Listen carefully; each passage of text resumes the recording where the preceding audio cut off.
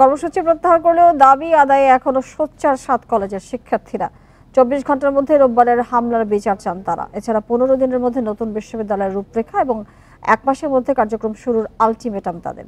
সন্ধ্যায় ঢাকা কলেজের ডাকা জরুরি সংবাদ সম্মেলনে এসব দাবি জানান 7 কলেজের শিক্ষার্থীরা।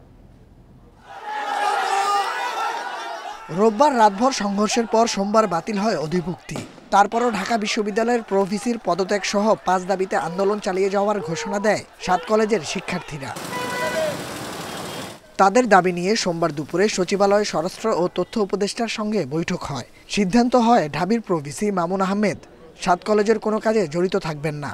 এতে কর্মসূচি প্রত্যাহার করে শিক্ষার্থীরা। দাবিগুলোর ব্যাপারে অত্যন্ত পজিটিভভাবেই নেওয়া হয়েছে এবং এই বিষয়গুলো বিভিন্ন প্রক্রিয়া অনুসরণ করে মেনে নেওয়া হবে, সেটা আমাদেরকে আশ্বাস দেওয়া হয়েছে। আশ্বস্ত না হওয়ার কোনো কারণই নেই, যেহেতু রাষ্ট্রের সর্বোচ্চ পজিশনের ব্যক্তিবর্গ আসলে আমাদের আশ্বাস দিয়েছেন। কতগুলি দাবি ছিল এবং সমস্যা ছিল, এগুলি নিয়ে আমাদের পুঙ্খানুপুঙ্খানু আলাপ হয়েছে এবং আমার ছোট ভাই যেটা বললেন এগুলি উনি যেটা বলছে এটা সবই ঠিক এবং এইভাবে আমরা এগুলি ব্যবস্থা নিব। এরপর সন্ধ্যায় ঢাকা কলেজের শহীদ মিনারে জরুরি সংবাদ সম্মেলন ডাকে শিক্ষার্থীরা। তাদের অভিযোগ, রোববার সংঘর্ষে আহত শিক্ষার্থীদের বিষয়ে উদাসীন সরকার।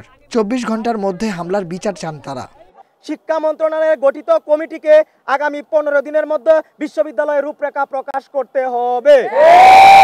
1 মাসের মধ্যে রাষ্ট্রপতির অধ্যাদেশের মাধ্যমে বিশ্ববিদ্যালয়ের কার্যক্রম শুরু করতে হবে। কি হচ্ছে প্রভিসি মামুন স্যারের এবং কি হচ্ছে অন্যান্য দোষীদের, কাজেই এটি চূড়ান্ত হওয়ার আগ পর্যন্ত আমরা 24 ঘন্টা আলটিমেটাম দিলাম।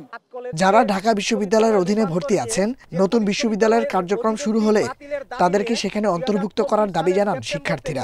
আন্দোলন কর্মসূচি করে আসছি। Nahid Kamal, independent news, Dhaka.